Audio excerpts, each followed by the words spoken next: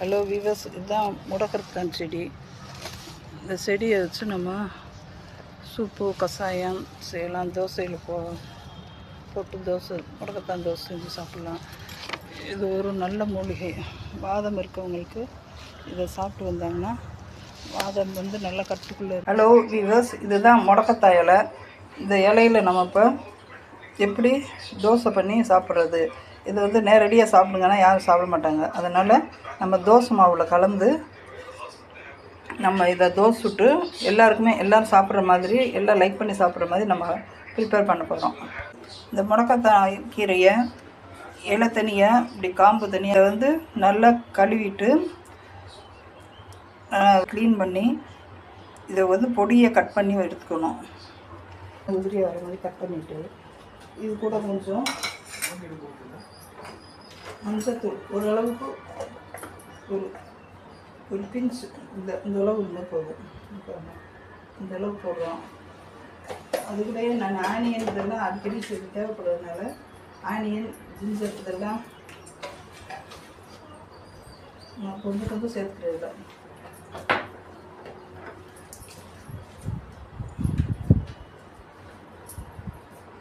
நம்ம ஃப்ரெஷ்ஷாக போடுறது நல்லது தான். நம்ம ஃப்ரெஷ்ஷாக போடுறதுக்கு நமக்கு டக்கு டக்குன்னு செய்ய கொஞ்சம் வாய்ப்பு இல்லாமல் இருக்கிறதுக்காக நம்ம இந்த மாதிரி ஹெர்பல்ஸ் வாங்கி வச்சு இதோட மிக்ஸ் பண்ணிக்கலாம். மிக்ஸ் பண்ணிவிட்டு இதில் கொஞ்சம் பெப்பர், கொஞ்சம் சால்ட்,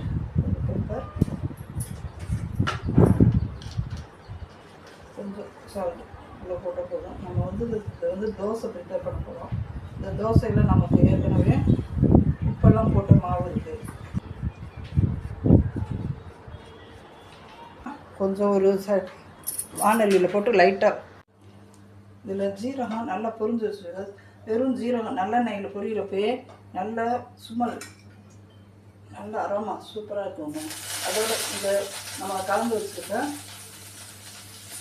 கீரையில் கலந்த பொருள்லாம் போட்டுட்டு நல்லா இப்படி கொஞ்சம் அந்த பச்சை வாடையெல்லாம் போடுறப்ப வதக்கிட்டோன்னா இது நம்ம குழந்தைகளுக்கு கொடுக்கணும் அப்படின்னு நினைக்கிறப்ப கொஞ்சம் நெய் சேர்த்துட்டு நம்ம குழந்தைகளுக்கு அதை கொடுத்தோம்னா அவங்க எப்படி வெங்காயம் பூண்டு இதெல்லாம் சேர்க்குறதுனால அது ரொம்ப இன்னும் நல்லா வேலை செய்யும். அவங்க கரைச்சி மாவு தோசை பண்ணி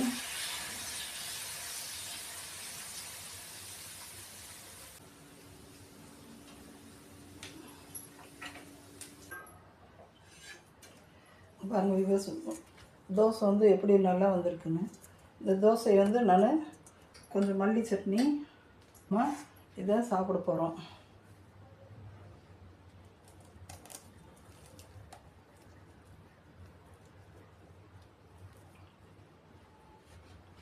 விவசாய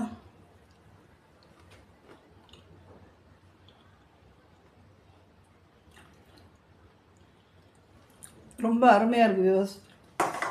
இதை நான் எப்போயுமே அடிக்கடி செஞ்சு சாப்பிடுவேன். எனக்கு முன்னாலேயே ரொம்ப வாதம் இருக்குது அப்படின்னு சொன்னாங்க. இதெல்லாம் நான் அடிக்கடி சாப்பிட்றதுனால தான் எனக்கு இப்போ கொஞ்சம் ஆரோக்கியமாக நான் நல்லா ஹெல்த்தியாக இருக்கேன்.